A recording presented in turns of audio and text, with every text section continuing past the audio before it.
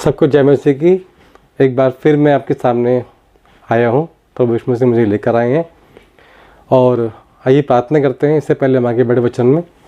धन्यवाद प्रभु यीशु मसीह, धन्यवाद परमेश्वर यहोवा जी, धन्यवाद हॉली स्पिरिट गॉड, पवित्र आत्मा परमेश्वर जी। धन्यवाद करते हैं पिता, एक सुंदर समय के लिए परमेश्वर आपने दिया है जो आपके वचन का समय। हाँ प्रभु यीशु मसीह, इससे अच्छा समय कोई नहीं है कि जब आपके वचन सुनाए जाएं और सुने जाएं। प्रभु आप मेरी सहायता मदद करना, पवित्र आत्मा आप मेरी सहायता मदद करना बोलने में, ताकि परमेश्वर जो कुछ परमेश्वर मैं बोलूं वो हॉली स्पिरिट गॉड आपकी तरफ से हो। आप सहायता मदद करना मेरी बोलने में, और जो भाई बहन सुन रहे हैं और देख रहे हैं उनकी सहायता मदद करना समझने में, प्रकाशन में, अंडरस्टैंडिंग में। ये प्रार्थना को मैं यीशु मसीह के नाम से मांगता हूँ। आमीन आमीन आमीन। आइए आज हम बात करते हैं वचन से। वचन है हमारा फिलिपियों की एक पुस्तक, अध्याय 1 और 27 वर्सेस। फिलिपियों 1:27। केवल इतना करो कि तुम्हारा चाल चलन मसीह के सुसमाचार के योग्य हो, कि चाहे मैं आकर देखूं चाहे ना भी आऊं, तुम्हारे विषय में यही सुनूं कि तुम एक ही आत्मा में स्थिर हो और एक चित्त होकर सुसमाचार के विश्वास के लिए परिश्रम करते रहते हो। यहाँ एक बात लिखी है परमेश्वर ने, केवल इतना करो कि तुम्हारा चाल चलन मसीह के सुसमाचार के योग्य हो। तो ये बात करते हैं इस बारे में, हमारा चाल चलन कैसा है। वो ऐसा होना चाहिए कि हमारे चाल चलन में मसीह का जो सुसमाचार है वो दिखे, जो मसीह यीशु ने हमारे लिए किया है वो दिखे, प्रभु यीशु मसीह ने जो हमारे लिए बलिदान दिया है वो दिखे।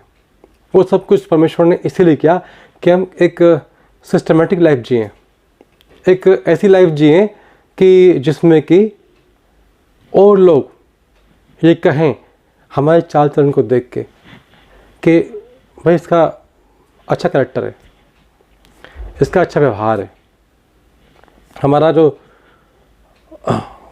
तरीका है जीने का, उठने बैठने का, उस तरीके से भी मसीह का नाम हो।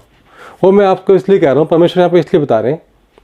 कई बार क्या होता है, किसी के पास बाइबल नहीं होती है, किसी के पास कोई भी ज्ञान नहीं होता यीशु मसीह के बारे में, लेकिन हाँ वो लोग जो है हमारे जीवन को पढ़ते हैं।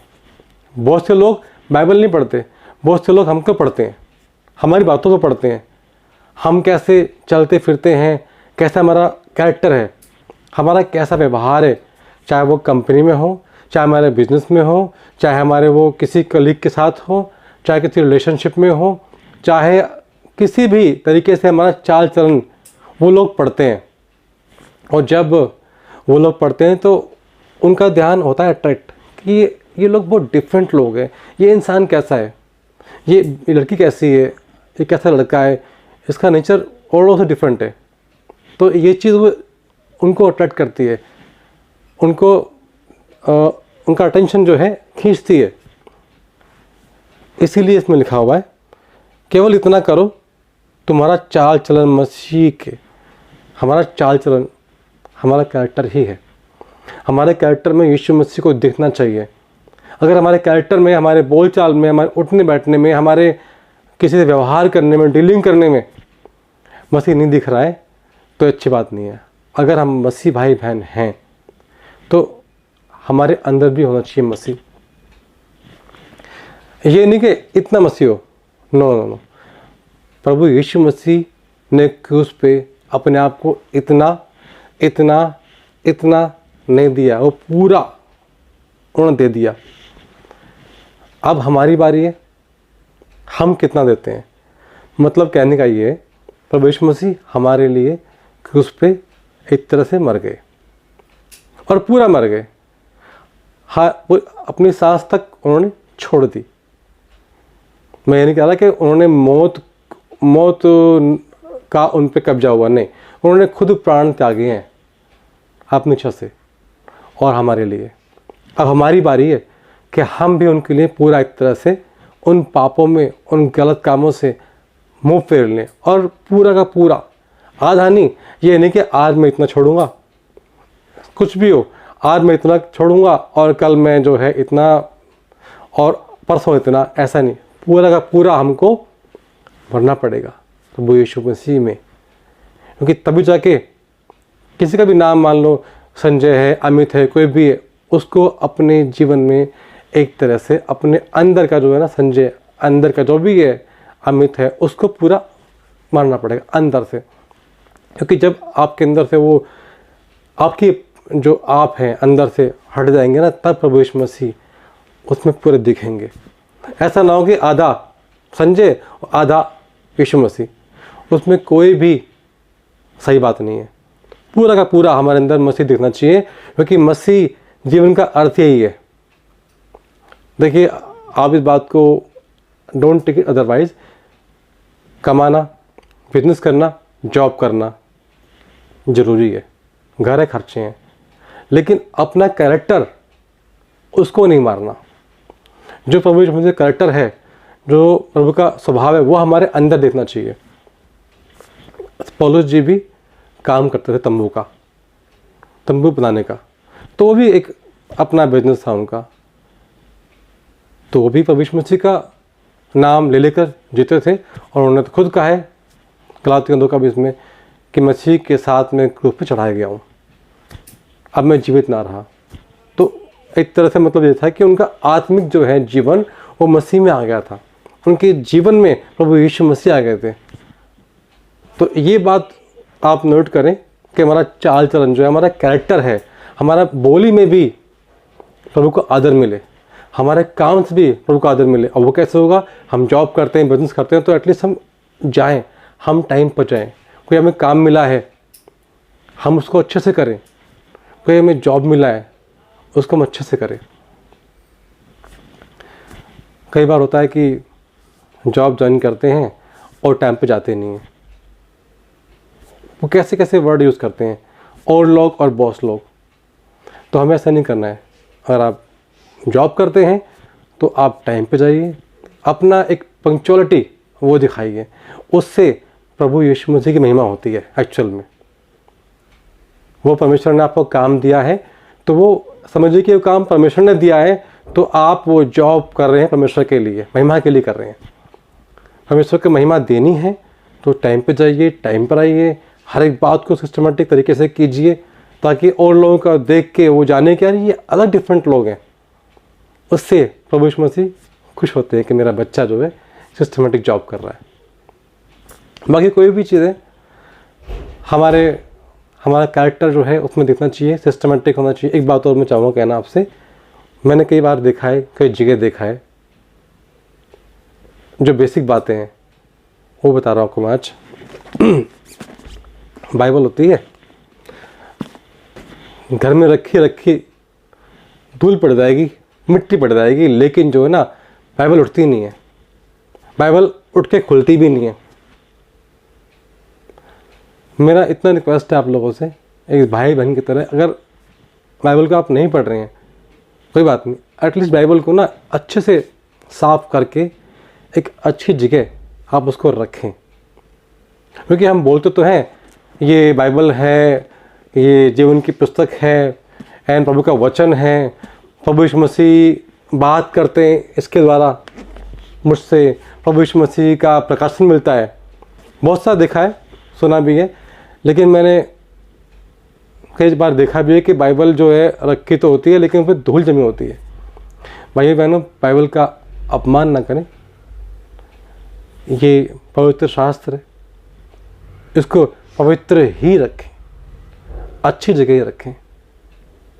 कई बार हम जीन्स ले लेते हैं 10,000 की, और कई बार हम कुछ शॉपिंग कर लेते हैं, लेकिन एक बैग 200 का 300 का हम ले नहीं पाते बाइबल को अच्छे से रखने के लिए।